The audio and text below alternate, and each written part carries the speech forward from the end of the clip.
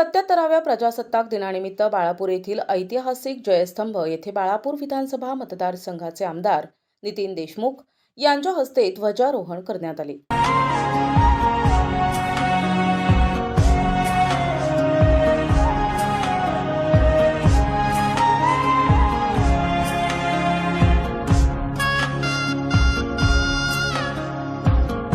या सोहळ्याप्रसंगी प्रभारी नगरपरिषद मुख्याधिकारी डॉक्टर विश्वनाथ वडजे, पर्यवेक्षक रमेश ठाकरे यांच्यासह बाळापूर नगरपरिषदेचे माजी अध्यक्ष मोहम्मद जमीर, नगरपरिषद उपाध्यक्ष सुरेंद्र धोपटे, नगरसेवक मोहम्मद अक्रम, सभापती बलबीरसिंह ठाकूर यांची प्रमुख उपस्थिती होती. तसेच बाळापूर कृषी उत्पन्न बाजार समितीचे सभापती सेवकराम ताथोड, योगेश्वर वानखडे यांच्यासह शहरातील प्रतिष्ठित नागरिक, सर्वपक्षीय पदाधिकारी आणि पत्रकार बांधव मोठ्या संख्येने उपस्थित होते.